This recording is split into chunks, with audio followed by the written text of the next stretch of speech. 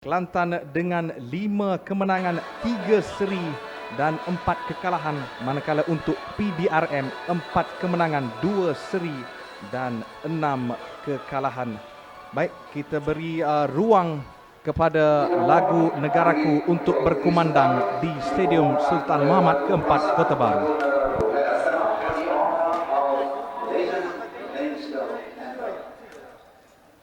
Yang berada di stadium berdiri untuk memberi penghormatan, dan ini dia kesebelasan utama pasukan Kelantan The Red Warriors itu turun dengan 4-3-2-1. Nama yang pasti saya akan sebut Ismail Ibrahim menjaringkan gol pada perlawanan sebelum ini dan berada dalam kesebelasan utama. Beliau mungkin akan menjadi pilihan utama Marco Rajini bagi menerajui barisan serangan Kelantan. Baik, cerita untuk PDRM pula tidak ada pertukaran daripada perlawanan sebelum ini. Turun dengan 5-4-1 dengan di bahagian belakang 5 pertahanan Amir Khalil Harrison Alex 2021.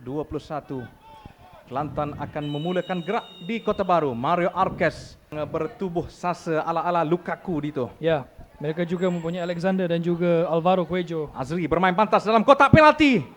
Ditepis oleh Farizwan, masih dalam bahaya untuk Kelantan. Hidir Idris dalam kotak penalti, sekali lagi tidak berjaya. Satu percubaan yang baik, sudah 2 kali Dito PDRM cuba untuk menggugat Kelantan. Ya, ini menunjukkan bahawa mereka sudah pun selesa, sudah pun menemui rentak permainan yang mahu dimainkan oleh mereka ini. Dapat lihat bagaimana percubaan dilakukan, namun Farizwan lebih sedia di sana untuk memberi. Satu lencongan dalam kotak penalti.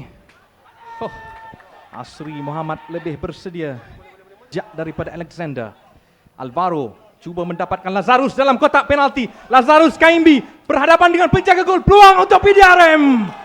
Kalau kita dapat lihat bagaimana bola tersebut terlepas ke kaki Lazarus.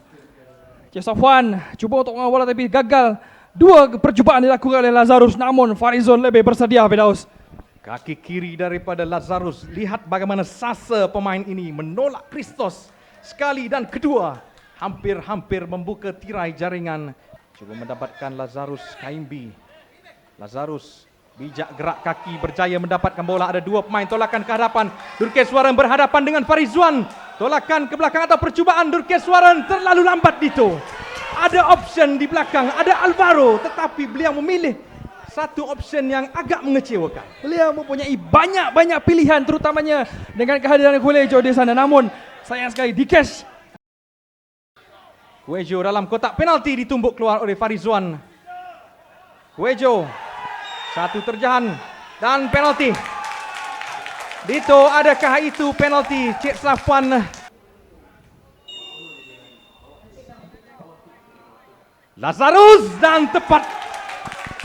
Sememangnya Farizwan sudah melayangkan badan, tetapi tidak cukup untuk menepis tembakan daripada sang saka biru, ya, Lazarus Kaimbi. Jangkauan yang tepat, namun kekuatan bola ada hasil daripada rembatan Lazarus Kaimbi terlalu kuat untuk ditepis Firdaus. Sekaligus 1-0 berada di hadapan PDRM. Driving seat untuk PDRM. Bola yang sudah pun dibaca tetapi tidak berjaya ditepis. Tenang untuk menyudahkan sepakan penalti di Kota Baru. PDRM di depan dan ketinggalan bukanlah cerita baru untuk Kelantan Dito. Mereka Aziz Subri untuk The Red Warriors. Aziz Subri lencongan dalam kotak penalti. Ismail Ibrahim sekali lagi Dito. Jika mungkin kita boleh lihat ulang tayang bagaimana beliau melayangkan badan. Ya, tidak mempunyai fizikal yang tinggi, namun masih lagi mampu untuk mencari ruang di celah-celah pertahanan lawan. Kita tahu beliau mempunyai kelebihan ataupun kualiti dari segi pengambilan sepakan percuma. Mario ataupun Asri. Mario cantik! Mario Arquez! Itulah kelebihan yang dimiliki oleh Mario. Lilitan di lengan bukan biasa-biasa. Tembok PDRM sudah runtuh Dito. Bella Chow dari Mario Arquez. Ini yang saya katakan tadi. Beliau mempunyai satu kualiti yang cukup baik daripada situasi bola mati, terutamanya sepakan percuma. tepat ke arah pintu gol PDRM Firdaus. Super Mario sudah mengganas di Kota Baru. Captain Marvel untuk pasukan Kelantan. The Spanish Touch kepada pasukan Kelantan Dito. Kita lihat bagaimana satu junaman, satu tendangan ke arah gol. Siapakah akan dicari? Gerak kaki Nathanael masuk ke dalam kotak penalti. Nathanael seringgo-ringgo. Masih berpeluang Kelantan, tetapi lihat bagaimana Nathanael Dito. Lihat bagaimana Nathanael memperdaya pertahanan. Hampir-hampir Kelantan berada di depan. Ya, satu gerakan yang cukup lincah daripada pemain Indonesia ini. Nathanael sememangnya kita kenal beliau mempunyai kelincahan kaki yang cukup baik. Namun percubaan yang dinafikan oleh penjaga gol Terengganu itu Asri.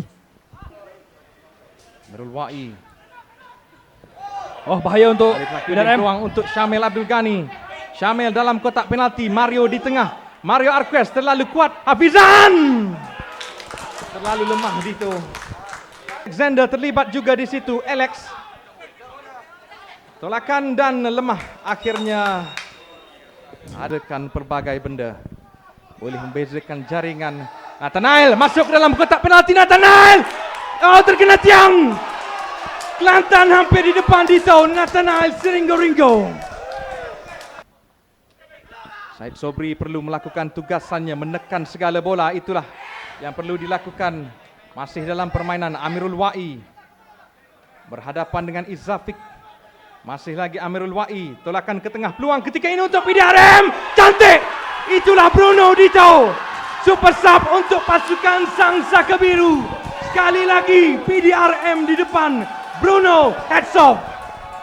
Tiada sebarang aksi berbahaya saja dimasukkan, namun Bruno menjawab kritikan tersebut dengan satu tandukan yang cukup tepat ke dalam pintu gol Kelantan, sekaligus memberikan gol kedua bagi PDRM.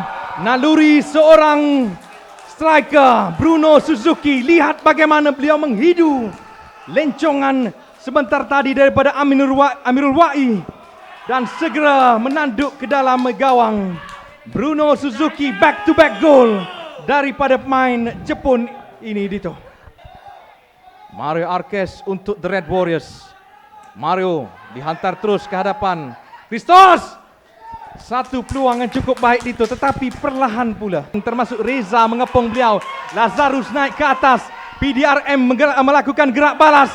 Untuk PDRM, Lazarus masuk ke dalam kotak penalti. Bruno Suzuki.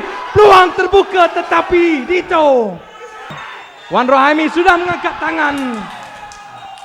Dito Sang Saka Biru membawa 3 mata pulang ke Kuala Lumpur.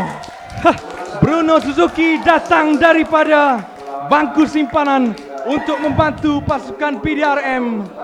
Satu perlawanan yang cukup berkualiti, cukup epik, banyak drama, dan PDRM datang sebagai pemenang di bumi Kota Baru Firdaus. Bruno di akhir permainan hampir-hampir menutup terus episod cerita di Stadium Sultan Muhammad keempat Kota Baru.